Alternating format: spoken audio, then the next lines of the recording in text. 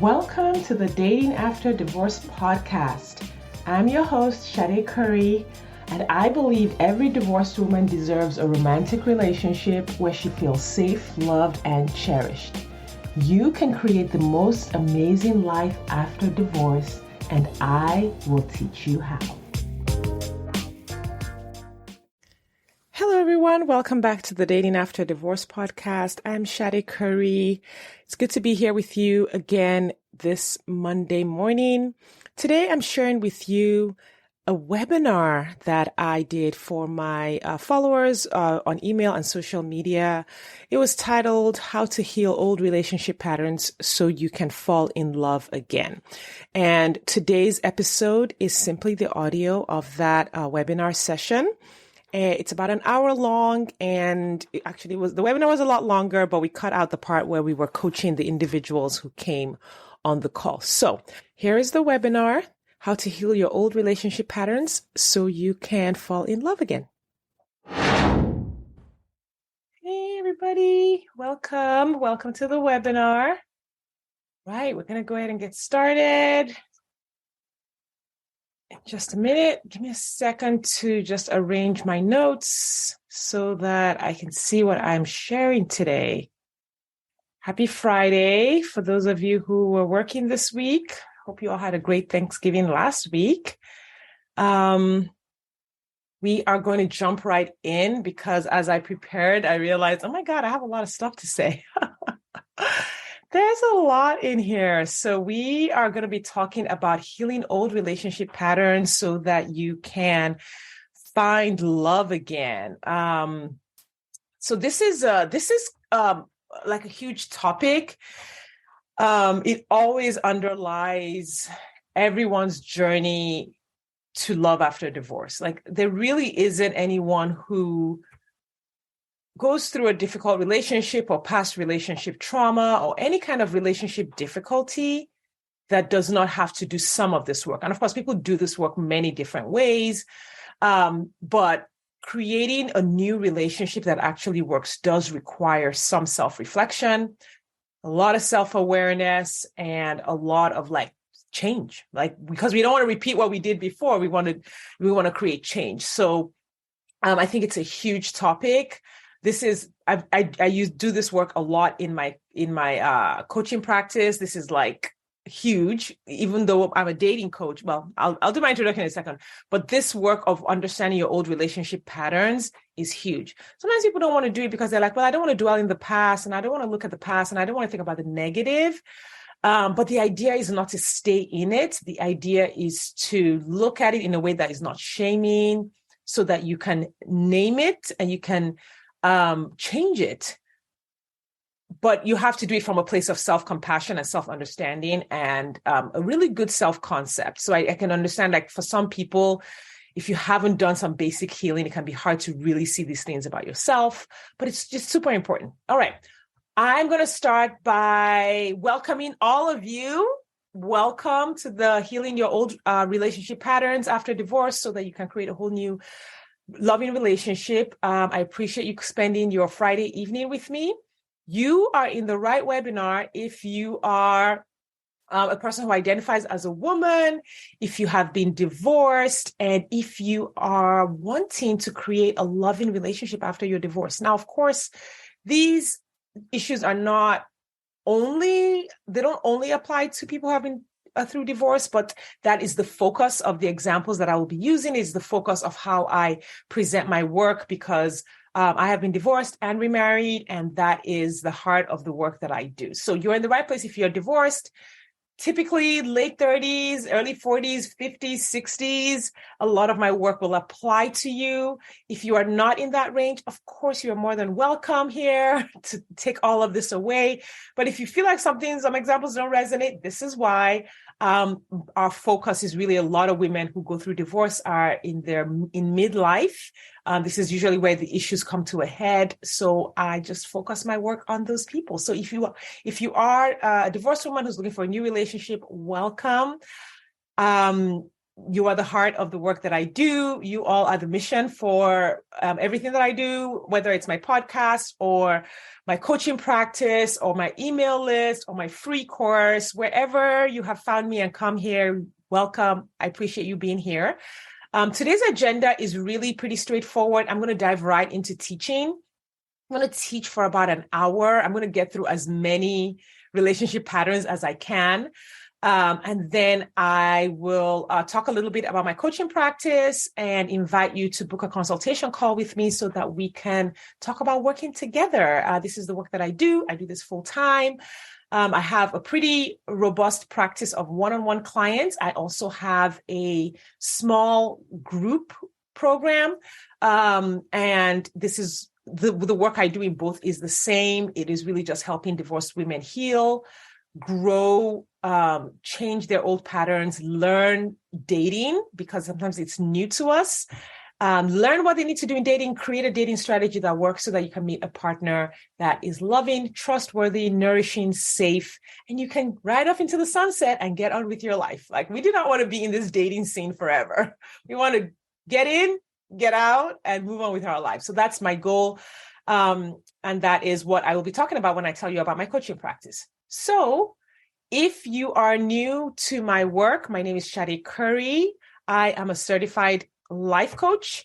I have been certified 3 times. I really just continue to delve into the expertise that helps my clients the most. So my first certification was in trauma recovery, which I went through the International Association of Trauma Recovery Coaches and got that certification specifically to apply it to the trauma of divorce, because a lot of trauma that people talk about, childhood trauma, a lot of things, it is only in recent times that it has, because I got divorced in 2015. So it's been 7 years now. And at that time, people weren't really talking about divorce trauma, right? So I went through trauma coaching myself, and I've taken that and then really taken it and I applied it to the divorce scenario, because there are just some unique situations that we go through. Like, even when you talk about narcissistic abuse in relationships, there is a unique way. If you were married to a narcissist and divorced to a narcissist, the way the system can be used to abuse a person during divorce, even in co-parenting, financial abuse, spiritual abuse. Like, there's just so much there that is unique to the divorce situation. And so I've taken that certification and really taken those concepts and applied it to the unique divorce situation. Then I went on to get certified as a general life coach, which is just goal setting, emotions, emotional processing, I already said goal setting, achieving goals, managing your emotions, managing your emotional state, just so many things, because general life coaching is like a person's whole life. So money, handling money, career coaching, business coaching, like all of those things came in my general life coaching certification. And I did that because I really wanted to help divorced women build their best life after divorce. So I got all of those skills and brought them in. And then I got certified this year as a feminist coach. And what that is, because I know feminism has so many different definitions and people think different things about it. But in this context, it was really how to coach to help women with the limiting beliefs that are in the cultural narrative that apply mostly to women. So a lot of things around body image, like we have such a struggle with our body image because there is a cultural narrative that is always pointing fingers at the way a woman looks, a woman's weight, a woman's figure, all of those things. And it really affects women in so many ways at work. You'd be surprised at how so women who might be bigger actually get paid less at work. Yeah, I bet you didn't know that, right? So this is where feminist coaching comes in. It is really more about the thinking and the cultural narrative that harms women and how to coach women on that thinking. And that applies a lot in dating, because a lot of these thinking patterns that relationship patterns that we're going to talk about actually have a feminist, a misogynistic flavor to them, because you will find that men don't have these problems. Men aren't over-functioning in relationships. And it's not because they're better at relationships. It's just because they're not told a lot of the things that we are told when we were younger or just in general. So those are my 3 certifications, and I take those concepts and I really weave them together to apply to the dating process. I do have a specific dating process that I teach my clients, and that comes from my journey and everything I pull together in my journey. Like I said, I got divorced in 2015. And I met my now husband online. I dated on the apps. I dated both on the apps and off the apps. Successfully met a lot of great people, but I met my husband on Bumble. So I'm a fan of Bumble. And we met February of 2018 and we got married in June of 2019. So we were together about 18 months before getting married. We have now been married over 3 years. We're happily married. Have a good time. Like all the normal things that would happen in a marriage are the things that we go through. We continue to do the work, but we truly, truly do enjoy each other. We enjoy our family. We enjoy our relationship. Right after this webinar, I'm going to try to send out the replay right after, and then we are going roller skating together for our date night. So it's just the beauty of that is just having a normal relationship with a normal human being without all the craziness and like ups and downs and the emotional roller coaster and toxicity and drama that can exist in other relationships. So my heart really is to educate women on how to create a similar relationship for themselves. I do that through my podcast. I do that through webinars such as this one, through my email list. And then for the women who want to dig deeper and accept my mentorship and support in their journey, I have my coaching practice, which I became a life coach. I started my life coaching journey in 2017. So I've now been a life coach for a little over 5 years. And I guess that's me. So I'm remarried. Between us, we have 6 children. My son by my marriage, my 2 biological children, and my 3 children adopted out of the foster care system. So that constitutes our family. If you have other questions about me, actually feel free to just put them in the chat, because sometimes I don't even know, what do people want to know, right? So if you look at the bottom, if you are on Zoom and you look at the bottom of your screen, you will see a Q&A box where you can ask questions. If you put it in the Q&A box, it comes directly to me. No one else will see your question, so you can have some privacy that way. There is also, I believe, a chat box. And in the chat box, you can send a message if you want to just have everyone see your message. You can tag everyone, or you can just send it to hosts and panelists, and I will be the only one that will see that. So if you have questions about me that I did not address in my introduction, please feel free to ask, and I will be happy to answer. So again, welcome everyone. I see all of you in the attendee list. Welcome. It's a pleasure to have you here. If you would love to introduce yourself, just tell me your name. I see your names, but tell me where you're from, how long you've been divorced, just something about yourself. Put that in the chat box so that just kind of like we kind of have a little party together. All right. We're going to go ahead and get started. That is our agenda for today. That is my intro. So Jenny asks, does your husband have any kids, and is your ex-husband in the picture at all? Yes. So my current husband, so our first is my son by marriage. So we have 6 between us. The first is his son, my stepson. He is in his 20s. He is recently married. He got married a year ago. And so I now have a bonus daughter who is my daughter-in-law. So yes, our family is we're expanding so quickly. It's like, wow, we had an amazing Thanksgiving this year because so our son and his wife moved back to the St. Louis area. So now they're local again. And then they invited her 2 sisters, their husbands, and their children to come for Thanksgiving, and we hosted. So we had about 20 people in our home for Thanksgiving. It was beautiful. It was just really nice. And like when you say like, it felt like a restoration of just everything we both always wanted, which is that our children would be here and together, and we would spend holidays together, and people wouldn't be fighting the whole time. So my ex just always ruined the holidays. So anyway. And then your other question is my ex-husband in the picture at all? So mostly not in the picture. He and I are not in contact. I really just have established no contact because of his behavior. However, we did have to be in contact this year because to modify the divorce, because the younger boys came to live with me. So we had to go to court to modify the divorce. Of course, and then navigating that interim period with visits and things like that. That was always a little bit rough when that happens. But, one of the beauties of coaching is that I just handling it this year has been so different from how I handled it before, because I remember during the initial divorce, like, oh my God, my emotions was all over the place. I was triggered all the time, so anxious, so like just in a state. And I'm just comparing like 7 years later, just how much easier, how much calmer, how much more peaceful. Of course, it helps that I have the support of my husband. Like he goes with me to court every single time, and it's amazing. But just even internally, I just have so much peace and so much calm because of my ability to see my own thoughts that create or attach me to the drama. So it's not that I create the drama, but when drama comes up, like from my ex, like in the past, I would attach to it and like get all worked up about it. And that was just not the case this year. So it's awesome. So yes, you could, for the most part, my ex-husband is not in the picture at all. I generally see him in court, but we don't talk at all. And he is not in contact with the children because, that's just who he is. That's all I can say. So, all right. Okay, I'm going to go ahead. I don't see any other questions, so I'm going to jump right in. Thank you, Jenny, for that question.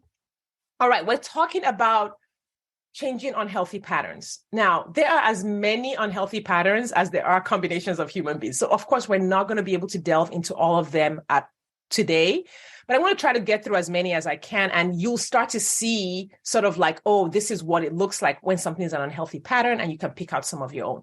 But if you already know some of your unhealthy patterns, please put those in the chat. I would love to hear from you about what patterns have you already worked on, since your divorce. What patterns have you already identified as, oh, yeah, this needed to change after my divorce, and I worked on that.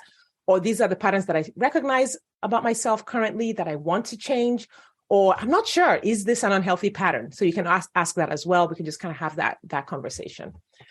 So there are a lot of unhealthy patterns. This list today will not be exhaustive, but it will give you an idea of how to identify them.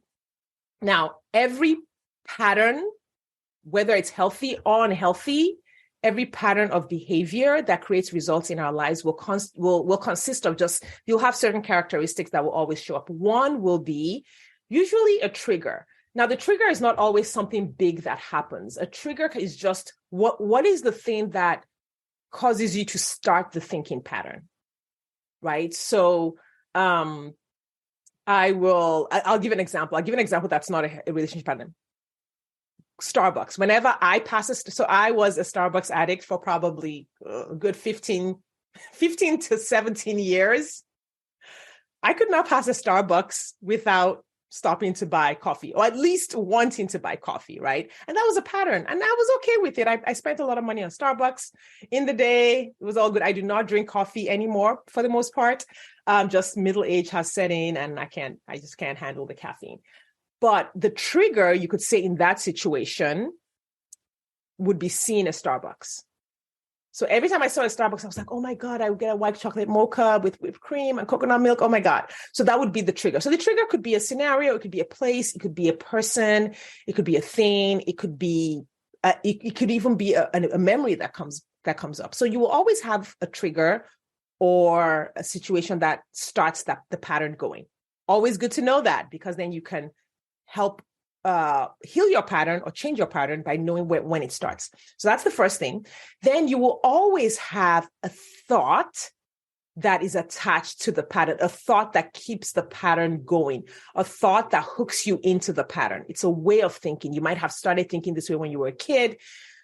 It might be a belief that you've adopted over time. It might be something that people have said to you. So the thinking pattern will always be a characteristic of an unhealthy pattern. Then there's always emotions attached. Emotions are the fuel. Emotions are the thing that keep you from, that make you go forward in the pattern and prevent you from stopping yourself, right? The emotion is the thing that fuels it. It's the thing that like starts to move in your body. The discomfort in your body comes from the emotion, and that propels you to do something that maybe you wouldn't want to do. So if you think of an addict who wants their next fix, it's because in their body, they are missing the feeling that the fix gave them. And so now they have these other feelings and they don't want these feelings. So they want the substance again in order to feel better. There will always be emotions. Sometimes the emotion is the trigger. So sometimes that happens, especially if you've had trauma. Sometimes an emotion comes in without you even having a thought. But those are all the nuances. Then there's actions. There's something that you do. There's something that you do or something you don't do that creates the outcome. So there's always the trigger, the thoughts, the emotions, the actions you take, and then the result of those actions. And those all constitute the pattern. And you will see the pattern going over. It just repeats. Every time the situation happens, you will notice that when you are in an unhealthy pattern, it just repeats over and over and over again. When it comes to abuse in relationships, they describe it as a cycle, right? There's that happy honeymoon period, and then there's the tension that starts, then the abuse happens, then everything gets calm and happy again, and it just goes over and over and over again. So let's talk about some common patterns. All right.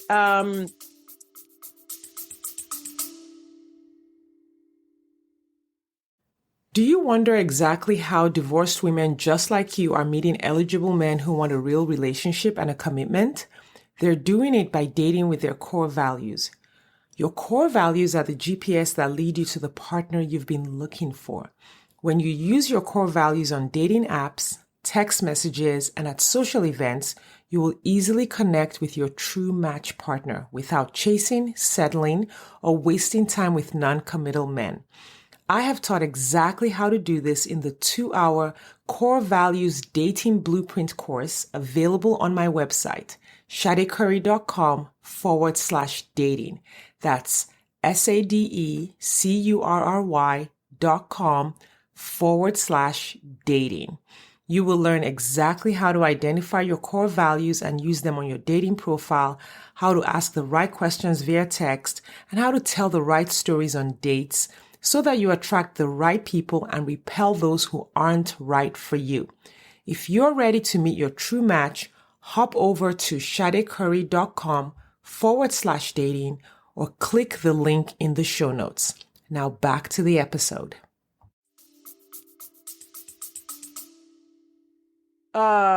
So Jenny introduced herself, divorced 2018, after 20 years together, 2 relationships. I definitely identify with that. I was together with my ex 17 years.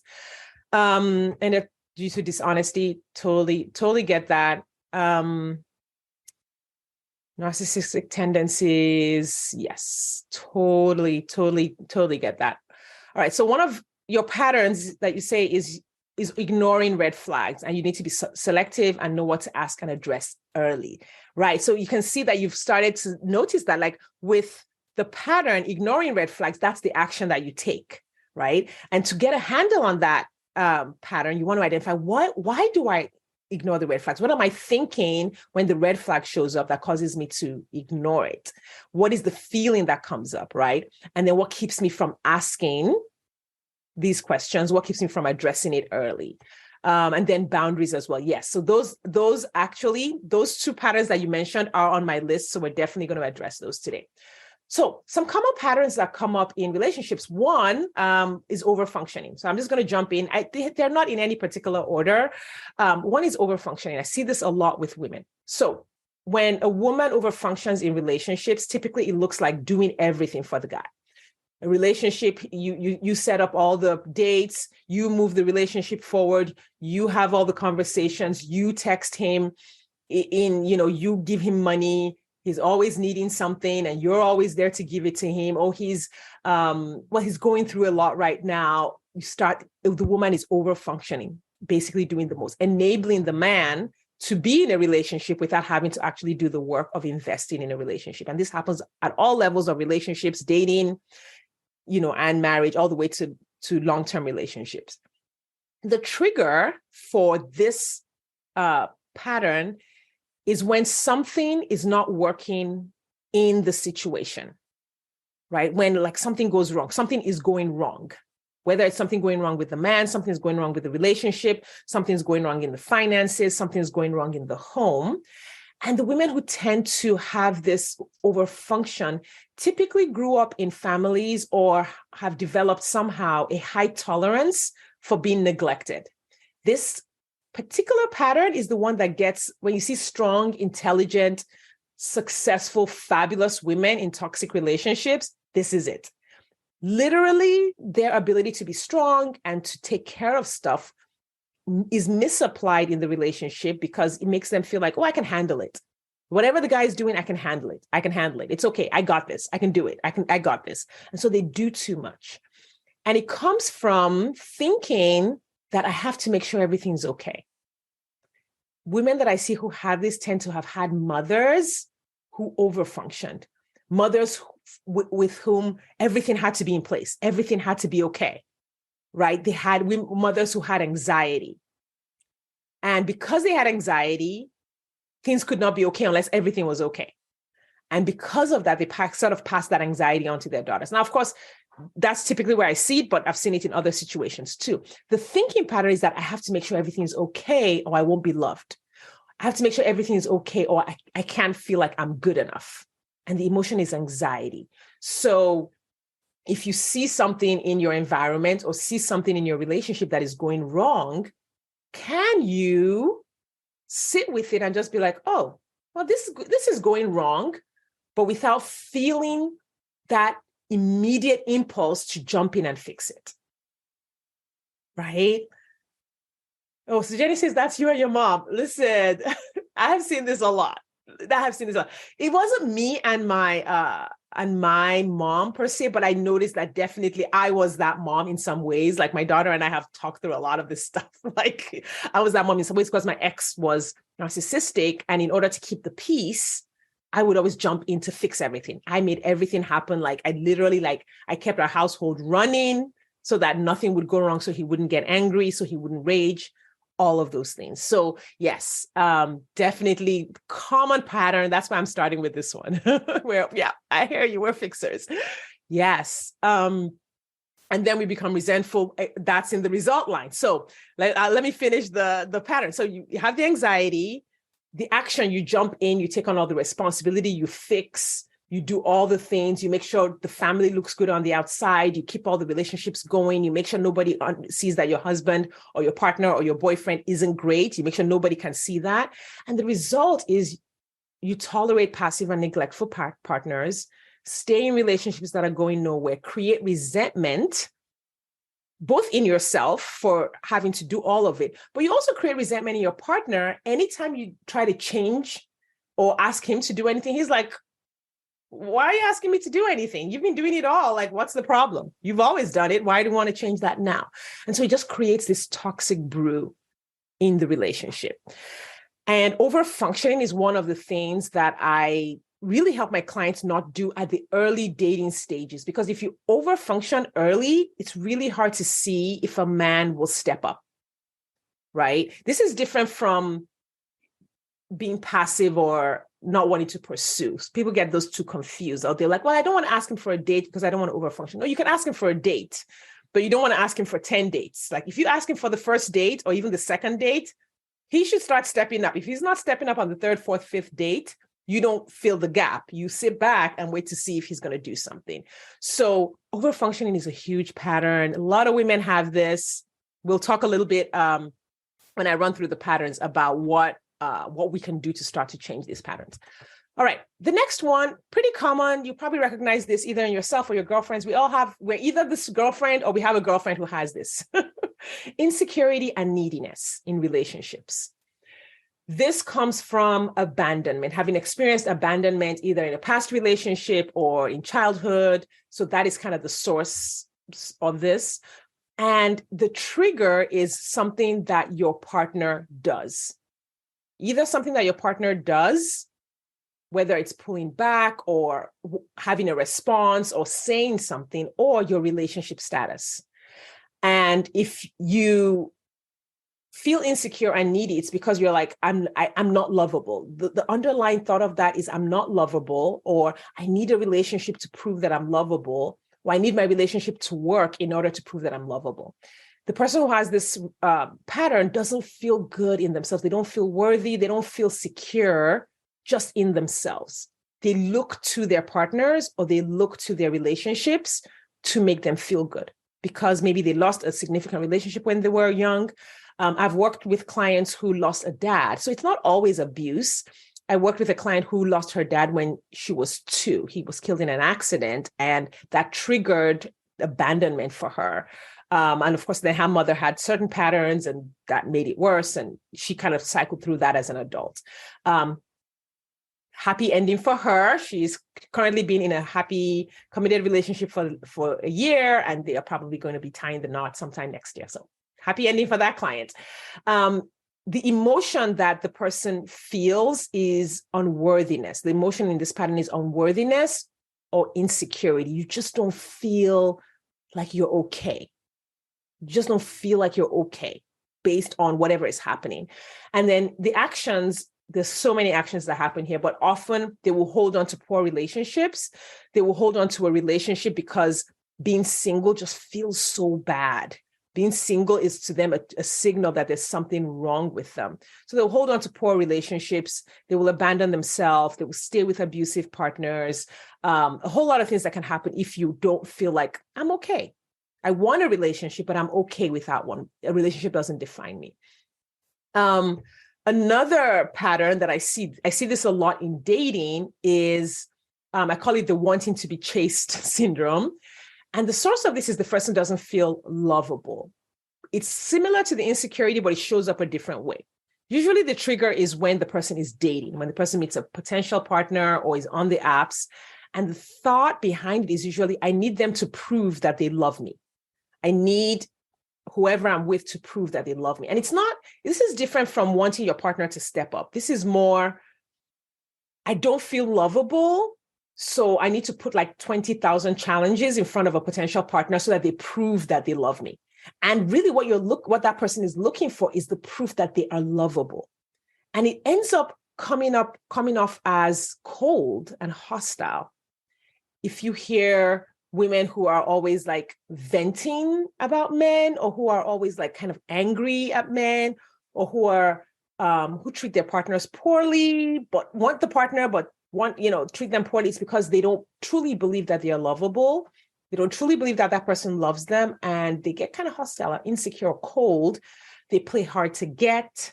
They have unrealistic expectations of their partner. They make unrealistic demands of their partner. And the result here is usually they are still single, right? They push away their potential partners and they remain single. So that's the wanting to be chasing. It also just comes from not feeling lovable, not feeling worthy. You see this, So that was your ex, Jenny, but so you probably noticed some avoidant, behaviors with your ex. It shows up with women as avoidance also, but we typically don't think of women as avoidant.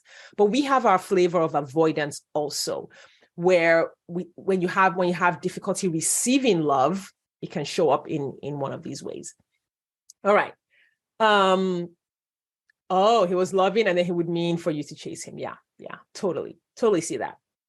All right. Now, another pattern is the fairy tale thinking pattern. These are women who have, and you always see it on the surface. It can be kind of tricky, but it shows up with women who have had like past chaotic relationships. And especially if some of us who've been divorced have this too, especially if we're married young and married for a long time. It's sort of this teenage way of looking at relationships. So we come out into the dating world and we're like looking for Prince Charming, right? It's like, oh my God, I'm excited for my fairy tale. Now, of course, we all want a fairy tale, but real fairy tales are unrealistic, right? The true fairy tale is unrealistic. The true thing you see on TV is unrealistic. And women who have this tend to have some abandonment, but literally they want their story to unfold perfectly. They want to go on the first date and feel this intense chemistry. They want to feel this intense spark. They want the man to be tall, dark, and handsome. They want him to be rich. They want him to sweep them off their feet. They want him to like all of the things. They want like nothing to go wrong. He doesn't have any flaws. He can read their minds. And usually what happens in this situation is they end up with a narcissist, because like only narcissists can really show up at a fairy tale level. They go by chemistry, like that. You have that intense infatuation. And so they're sort of addicted to that high in their relationship. So the trigger, you would say, could be relationships, dating. The thinking pattern is love looks like a fairy tale. It doesn't always come up in that way. Sometimes you hear women who say, well, I didn't feel any chemistry. I've heard it when I'm working with clients and we're working through profiles and they're like, I'm looking at his profile and I don't feel any chemistry. And I'm like, like this is like a profile, right? Like this is like a one-dimensional view of this man. It's like a resume. You're not meant to feel sparks by looking at a photograph. That's not real. That's not realistic. And typically, if you think like that, you will go through the apps looking for the perfect profile because that perfect profile looks like a movie. Those profiles are typically scammers or narcissists or people who, like those people are not real in that way. Most men are just normal humans like you, and they're not going to look like a movie. So the desire for that fairy tale relationship causes patterns over and over. And the result you see is you'll see the woman in relationships that flame out very quickly. They'll meet someone online and it's like, oh my God, and they just fall headlong. And within 2 weeks, the whole relationship is over. Or they go into the relationship and it turns into this narcissistic abusive relationship because it was all based on this chemistry, this addiction.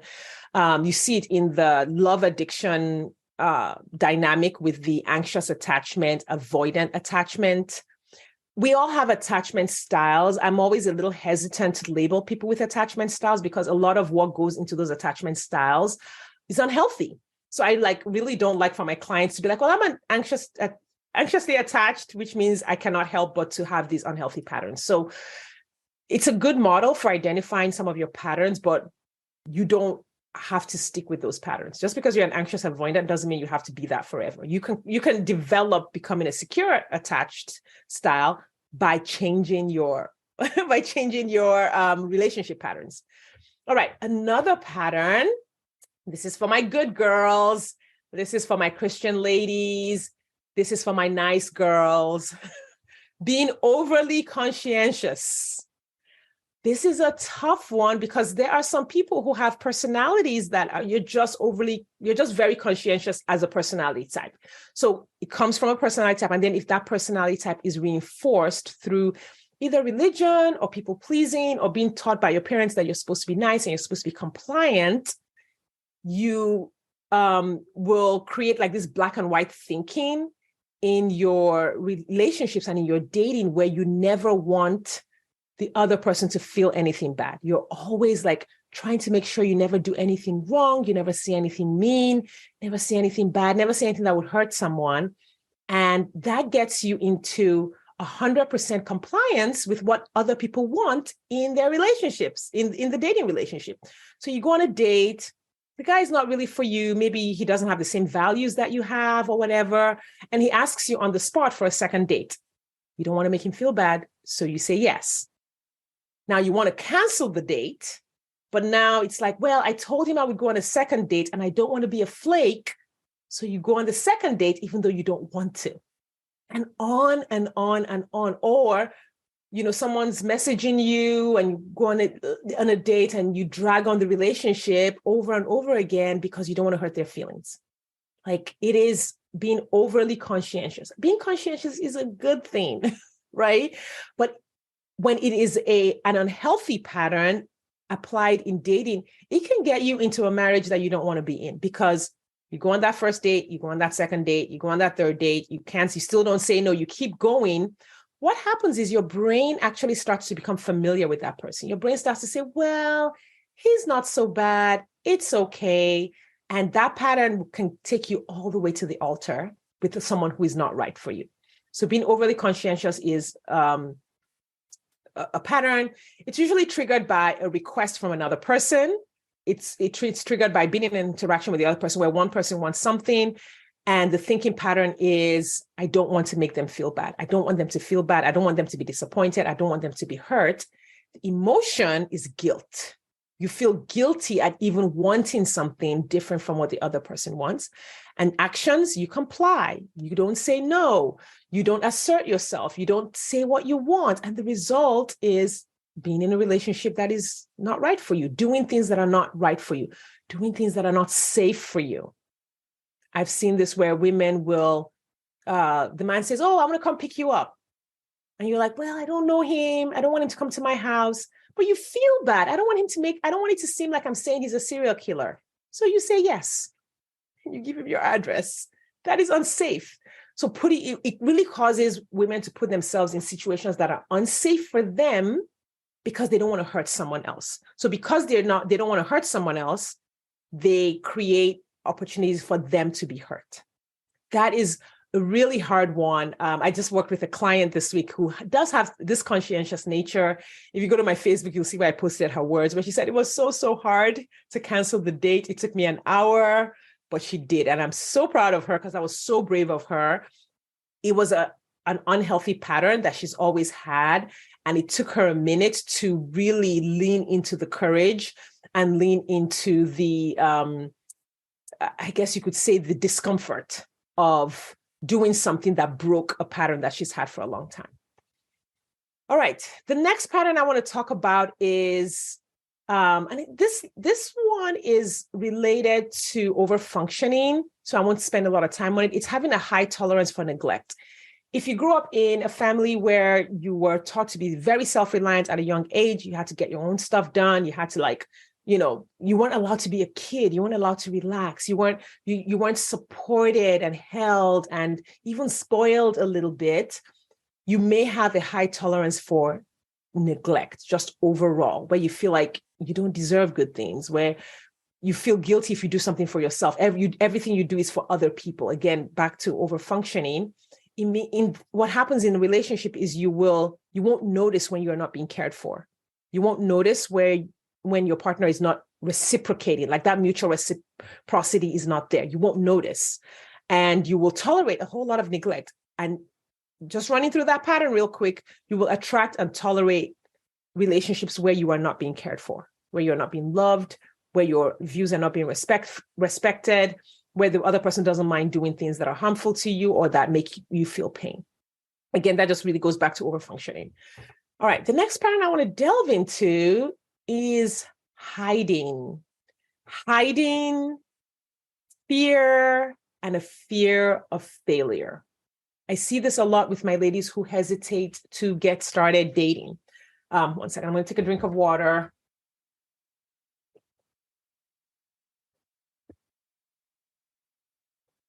The hiding, the fear of failure, often the source of this is shame. Having anxiety around feeling shame. Typically what happens is when we go for something, especially something that's kind of like public, like our relationships are somewhat public because our family members are always asking about it. Have you met someone? Are you married? When are you going to get married? When are you going to have kids? When you are dating, typically your boyfriend will meet people in your life. And then if it doesn't work out, there's this perception of shame, perception that there's something wrong with you if a relationship doesn't work out, if you got a divorce, or if you pick someone and then you have to break up with that person. And so that fear of failure that comes from the fear of the shame that you think it will come later can cause you to hide from relationships. I see this with people who will be shadowing the apps. They'll be on the apps, but they will never, I know women who they never set up their profile. They're just on the apps, watching, just watching all the men go by. Right?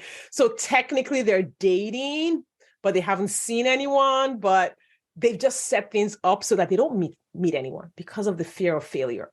Sometimes it comes with not wanting to go out, not wanting to even go to places where you could meet someone or you could interact with other people because just the fear of failing in such a public way is really, really hard.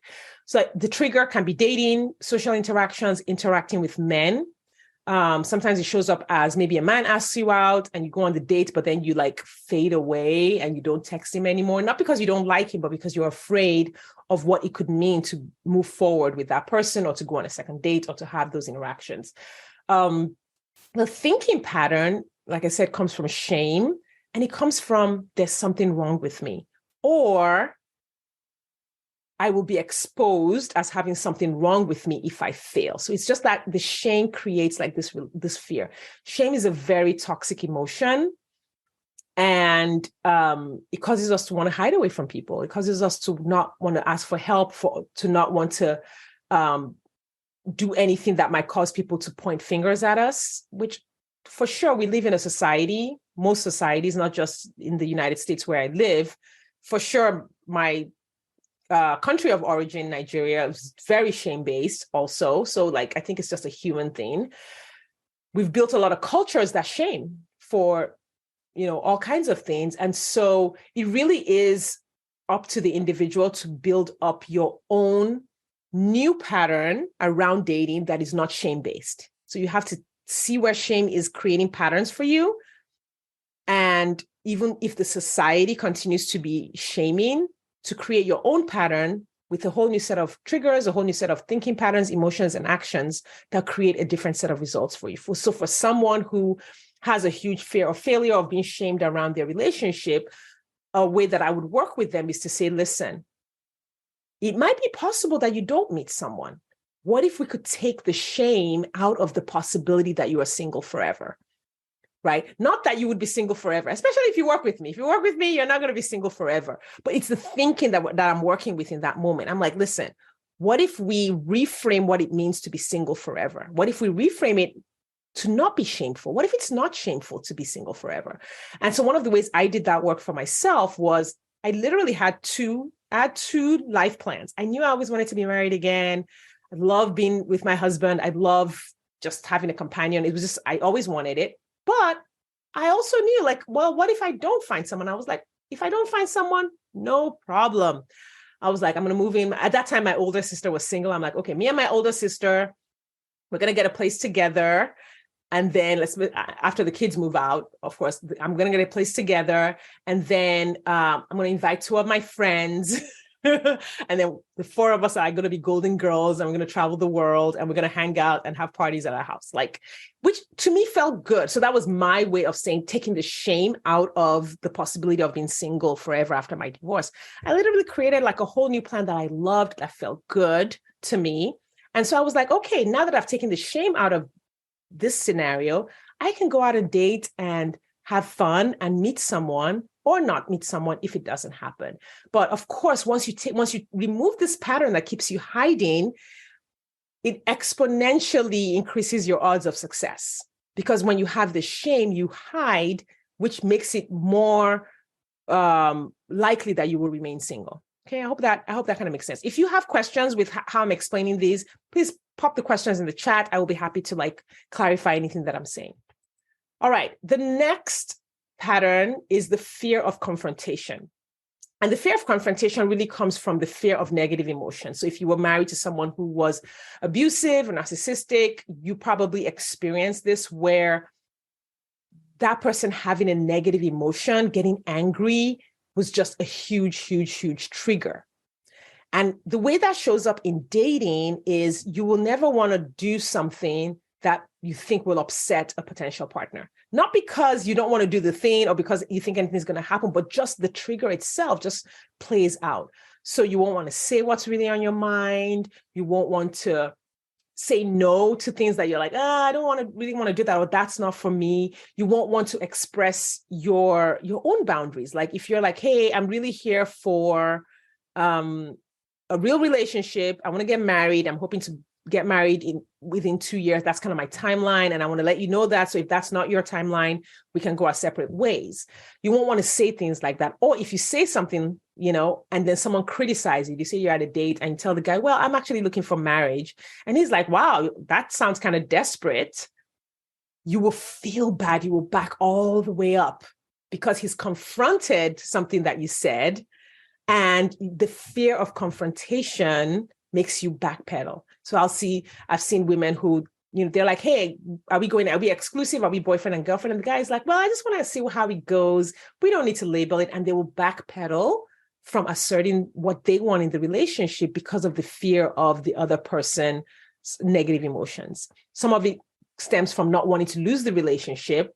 Some of it stems from which is around scarcity. Some of it also stems from just not wanting to be in the presence of someone who is upset with them. Like that desire for approval from anybody is so strong that like they will do anything. And so the thinking pattern there is, I don't want them to be angry. I don't want him to be angry with me. And you can see how like that doesn't make sense in the context of dating because you don't even know this person. If he becomes angry, that is the red flag. But if you show up in a way that keeps him from getting angry, you're not even getting to know the person.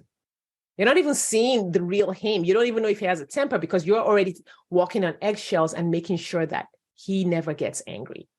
The last one I will talk about, okay, there are two, I have a couple more. Okay, I'll see if I can just do two more because I really want to get to what you need to do to start to address these patterns. The next one is being in denial. And Jenny, I believe you talked about that in the chat. Being in denial, and that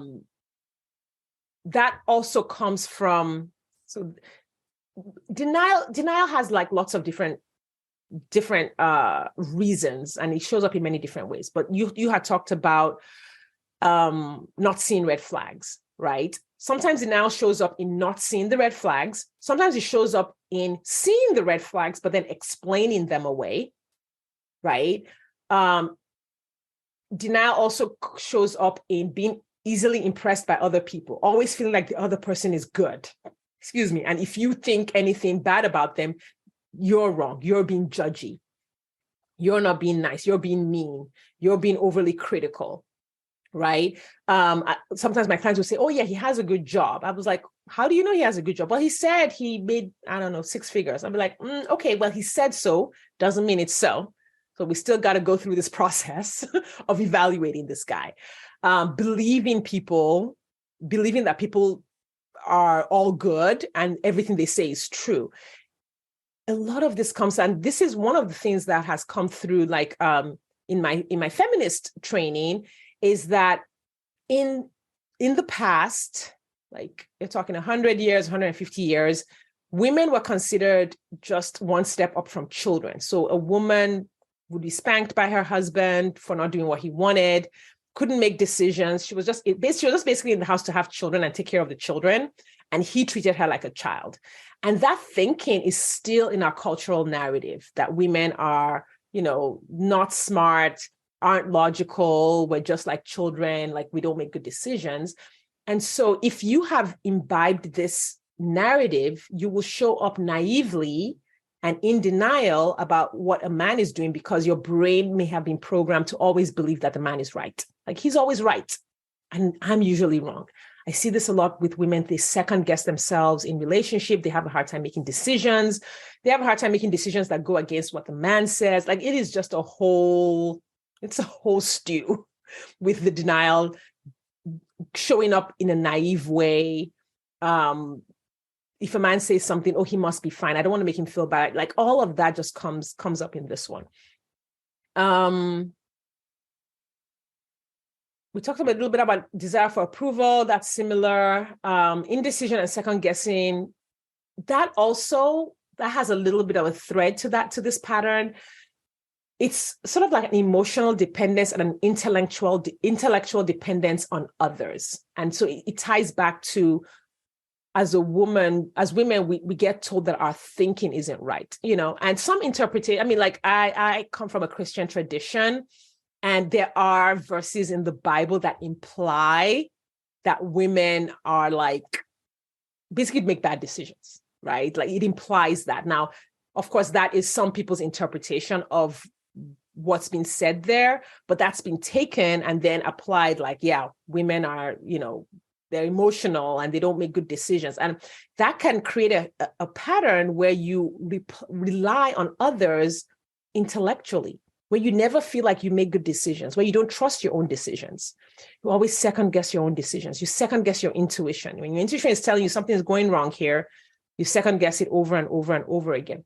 Or you will rely on what your family members say about your relationship instead of relying on what you know about your relationship. Recently, I was working with a client, and we had run through this person, and both she and I had come to the conclusion that he was not for her. And she sort of like released him to date other people. She was like, oh yeah, if you want to ask this person out, that's fine. But her whole family was like, why would you tell your man to go date someone else? That's why you're single. But he wasn't right for her. And she felt very upset because it caused her to start second guessing whether she should have encouraged him to date someone else. And I had to like walk her back from the ledge and be like, okay, so remember when you all went to dinner as a group and he got mad because he had to pay $5 for something? Remember when he was being abusive to the cat and you noticed that? Like, I had to remind her of all the red flags that had come up, which is why the decision where she had said, I'm not interested. But you can see how the emotional and intellectual dependence on others can really create being in a wrong relationship. A lot of my clients were in their first relationship because they second guessed their decision to break up with their ex, or a family member pressured them to marry their ex, things like that. That is an unhealthy pattern that shows up a lot in dating and relationships. Sorry, apologize for rushing through these because so many. That also relates to needing permission from others to make decisions in your relationship, feeling unable to say no in the face of guilt, shaming, or emotional blackmail, which I think, Jenny, that applies to your comment where your ex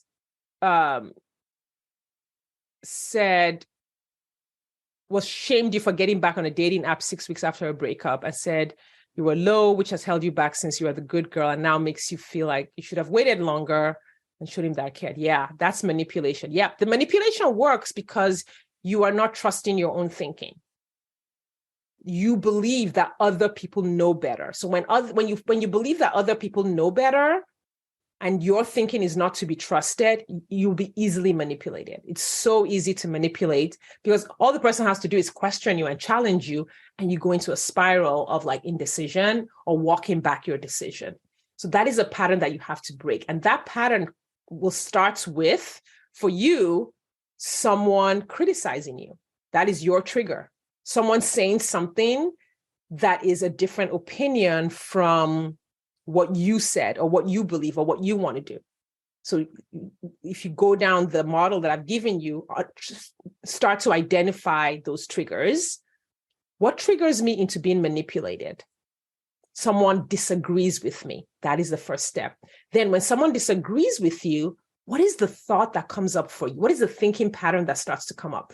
So in this case, the thinking pattern that you had was probably maybe he's right, because he said you were low, right? Which made you feel like you were out of integrity. And you believe, you started to think, maybe he's right. Maybe I am low. And then the emotion that came up, it would be interesting. It sounds like the emotion was shame for you. It might be a different emotion. Let me know if it's a different emotion there. The emotion there was shame. You felt shame because someone had a different opinion than you did. And you thought, oh, they must be right. You felt shame. And then all of those actions came up, right? Has held you back from dating. You started second guessing yourself. You started thinking about going back to the old relationship, all of those things. You allowed yourself to be manipulated. And the result is you didn't move on quickly to the relationship that was right for you. You probably burned a whole lot of energy with all of that overthinking, with all of that stressing, with all of that, worrying and criticizing yourself. You removed, you reduced your own enjoyment of yourself. You reduced your own self-esteem and self-concept. Like all of that is the result that you created from thinking, maybe they're right. Maybe they know better than I do. And that is the thought that like you have to start shifting and changing. All right, let's talk about shifting and changing some of these. There are 5 stages of shifting and changing these thoughts, right? And you have to like kind of practice them. This is a lot of the work that I do with my clients. I teach them how to do this. We do the work together, and then I help them stay in it, because it's so easy to get started. And then it's like, oh, it's been 6 weeks and you haven't even thought about the pattern you were changing, right? And so working with me really helps my clients move forward a lot faster in the journey of changing these patterns. the other advantage or the other thing that I usually have them do, I don't usually recommend that my clients like not date, because I like for them to sort of like they're dating in this controlled environment where as their coach, I'm there to support them.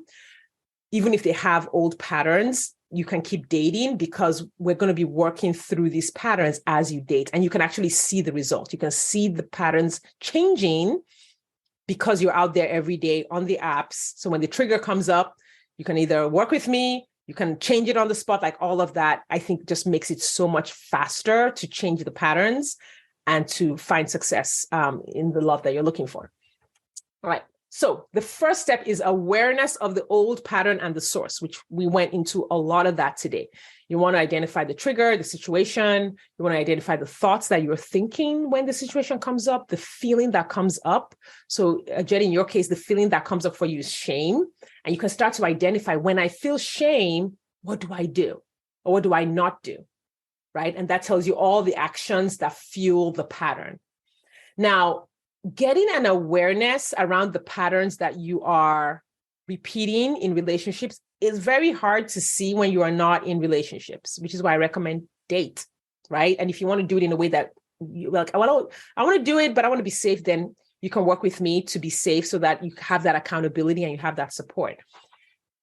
The patterns are just hard to see if you are not in the situation that triggers them. So you don't want to run away from the situation. Another thing that can really hamper awareness is if you deny that the pattern is harming you. Like if you're like, oh, it's not a big deal. I'm an anxious attached person. I don't know how they say it. I have anxious attachment. It's just what I do. And you don't allow yourself to see how being anxiously attached is harming you, is creating the result of always being in relationships that are not healthy for you, or not finding the relationship that is healthy for you. And so if you deny that the results are harming you, it's going to be hard for you to like really stay in that awareness.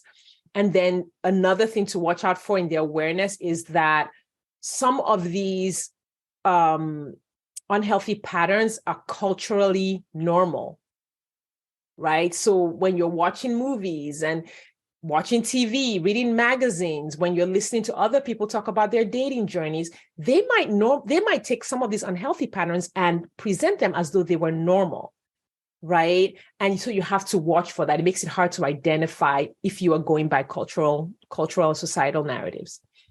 All right. So number one, gain an awareness of the old pattern and the source.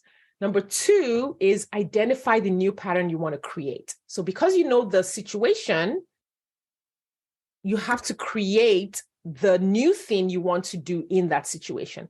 The next time the ex sends me a text criticizing me, right? What do I want to think? Instead of thinking maybe he's right, what do you want to think? You want to think, well, he's not a good source of information, probably, or whatever. Like I work with my clients when we do models to design the new pattern for themselves. We call them intentional models. And then, so you identify the situation. What is the healthy response? What is the new healthy response that you want to create?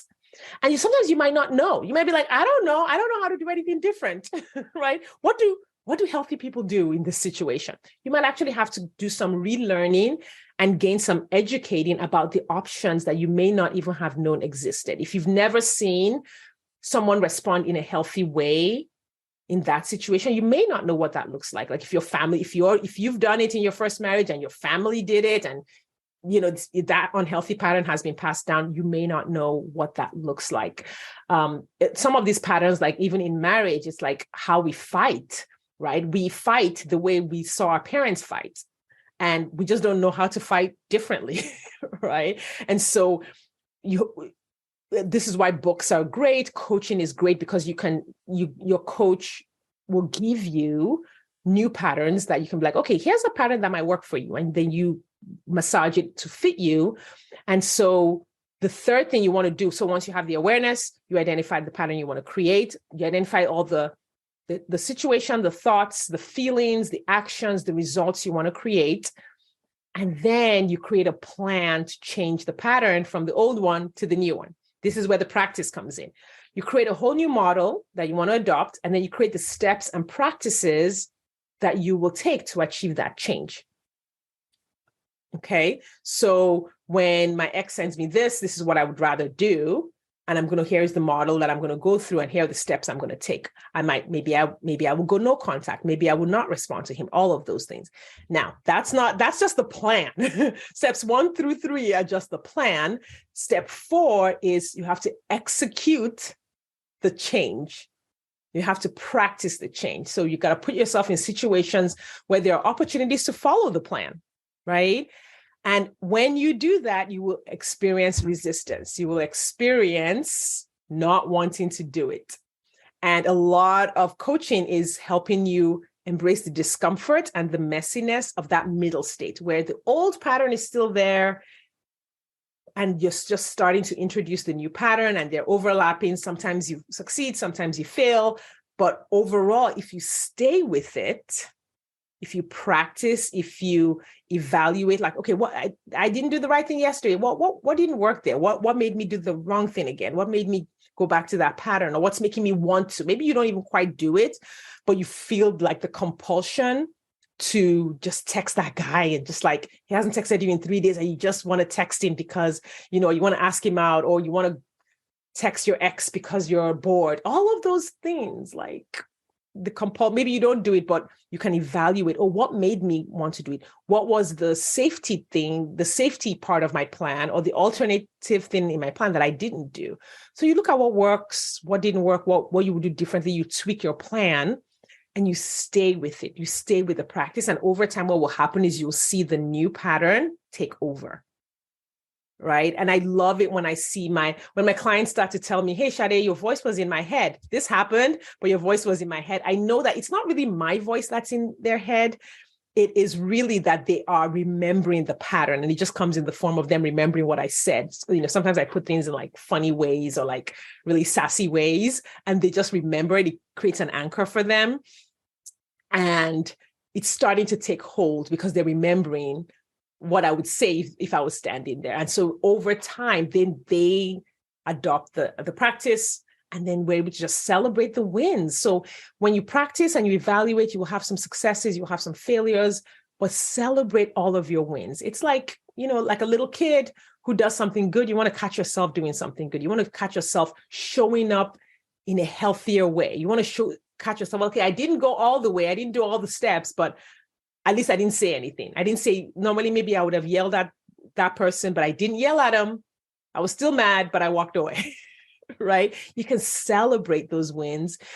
You can celebrate doing something different. You can even celebrate remembering to do something different. You can celebrate remembering that a new pattern was available to you, and even trying and, taking a baby step towards it.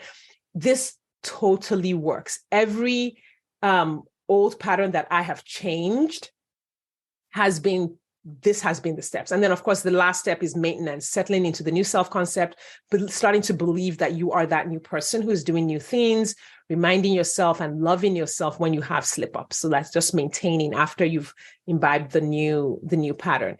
Everything that has changed in my life after my divorce has come through just changing patterns. And I'm still changing some patterns. There was a period where I had to change my parenting patterns, where I was like, okay, let's look at how I'm parenting.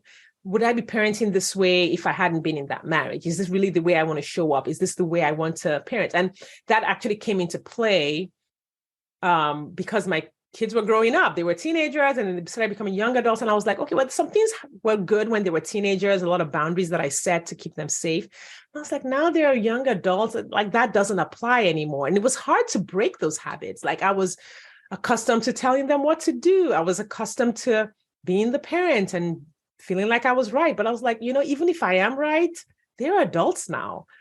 I can't parent them like I parent the 16-year-old or the 15-year-old. It's completely different worlds.